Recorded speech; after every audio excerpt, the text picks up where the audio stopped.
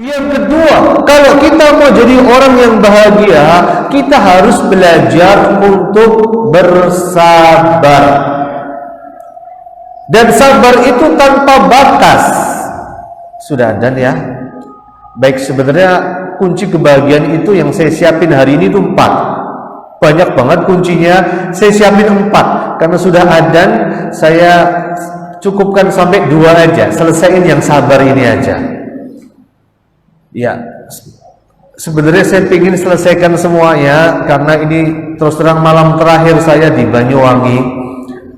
Besok saya geser ke Genteng, besoknya lagi saya balik ke Surabaya, besoknya lagi saya ke Sidoarjo, besok lagi saya baru pulang ke Jogja. Di jalan saya masih panjang. Tadi jam 2:30 baru mendarat di Ketapang, nyetir dari pagi jam 9:30 dari Denpasar, nyetir sendiri. Jadi kalaupun saya tadi nggak nyetir sendiri, insya Allah saya selesaikan sampai jam berapapun. Tapi qadarullah karena saya harus hemat energi, saya siapkan 2 aja. 2 ini cukup sebenarnya. 2 ini cukup sebenarnya. Kalau kita ingin bahagia, yang kedua kita harus belajar untuk sabar. Sabar itu nggak ada batasnya, nggak ada batasnya. Dan seorang mukmin itu kehidupannya itu hanya ada 2 pilihan, syukur dan sabar aja, selesai. Sama juga dari Banyuwangi ke Jogja itu beloknya cuma 2 kali aja, belok kiri sama belok kanan, nggak ada belok yang lain lagi. Pilihan kita cuma 2, belok kiri, belok kanan. Pilihan kita dalam hidup hanya 2, mau syukur atau mau sabar, selesai. Kalau kita dapat kesenangan, kita syukur. Kalau kita nggak dapat kesenangan, kita sabar. Itu kita bahagia kalau kayak gitu caranya. Jangan cari jalan-jalan yang lain. Sabar itu tanpa batas. Lalu sabar itu gimana sih? Sabar itu saat hati tidak meratap dan saat mulut tidak sambat. Itu sabar kayak gitu. Hatinya nggak meratap. Kok Allah gitu banget sih sama aku misalnya. Saya masih ingat betul pas saya kecil ada penyanyi di tanah air ini yang dia nyanyinya itu takdir memang kejam. Saya ingat betul itu. Pasti yang kelahiran tahun 80-an kayak saya masih ingat. Ada penyanyi nyanyi takdir memang kejam, langsung diprotes keras sama MUI pada saat itu. Sabar adalah saat hati kita nggak meratap dan mulut kita nggak sambat, itu saja. Ada sesuatu yang nggak enak, ya sudah diterima, dinikmati aja, dan gak usah sambat, diem aja, adukan sama Allah aja. Itu sabar. Bukan kemudian cerita ke temennya, aku kok gini-gini ya, tapi aku sebenarnya sabar. Itu nggak sabar namanya, itu sambat dia namanya. Maka itulah batasan sabar sebagaimana yang disebutkan oleh Syekhul Islam Ibnul Qayyim Al-Jauziyah. Beliau memberikan 2 batasan tadi. Jadilah seorang muslim yang tangguh, setangguh batu karang di lautan. Batu karang itu tiap hari diantem sama ombak. Tiap hari diantem sama ombak, tetapi dia nggak pernah bergeser dari tempatnya. Nggak pernah geser bablas. Dia hadapi ombak itu dengan jantan. Sama juga dengan manusia, harusnya kita hadapi kehidupan kita, masalah kehidupan kita sekejar mungkin. Serahkan semuanya kepada Allah Subhanahu wa ta'ala. Jadilah seorang yang tangguh.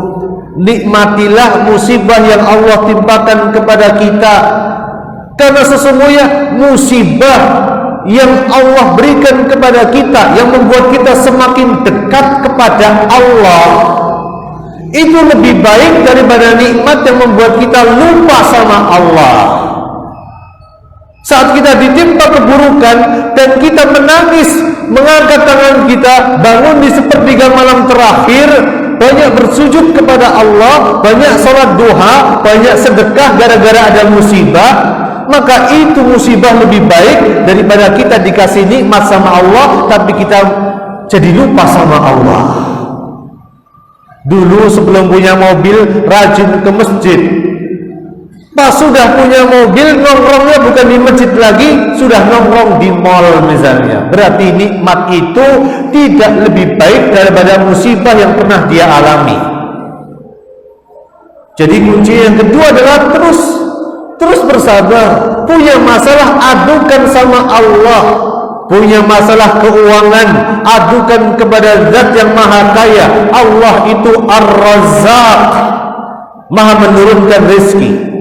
Punya masalah kehidupan, adukan pada Allah. Allah itu Al-Latif, Allah itu Maha memberikan solusi kepada para hambanya. Punya kesulitan kehidupan, minta sama Allah Ar-Rahman Ar-Rahim. Allah itu Maha Pengasih, Allah itu Maha Penyayang.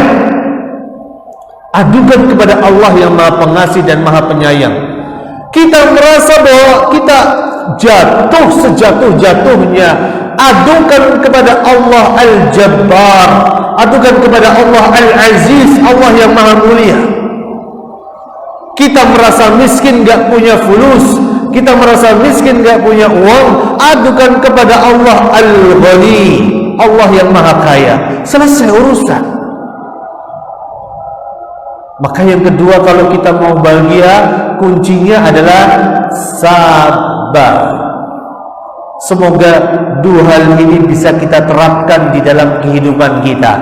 Sesungguhnya perkaranya orang mukmin itu luar biasa. Rasulullah menegaskan, ajaban li amril mu'min, perkaranya kaum muslimin itu menakjubkan. Inna amrahu kullahu lahu khairun wa laysa dzalika illa lil mu'min.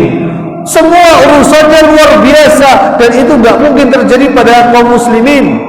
In asabathu syarra'u syakara fakana khairullah. Kalau dia lagi senang, dia bersyukur. Wa in asabathu dharra sabara fakana khairullah. Kalau dia lagi sedih, dia bersabar dan itu lebih baik bagi dirinya.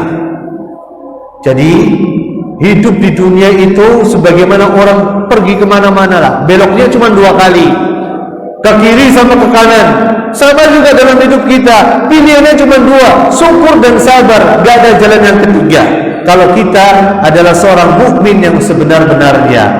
Mungkin itu yang bisa saya sampaikan di malam terakhir ini. Saya mendoakan para jamaah sekalian, semoga para jamaah senantiasa mendapatkan taufik dan hidayah dari Allah Subhanahu wa ta'ala.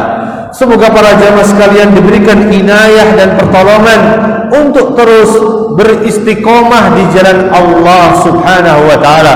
Semoga Allah jadikan istiqomah adalah jalan kita. Semoga Allah jadikan husnul khatimah adalah akhir kehidupan yang baik di mata Allah Subhanahu wa ta'ala. Allahumma a'inna ala dhikrika wa syukrika wa husni ibadatik.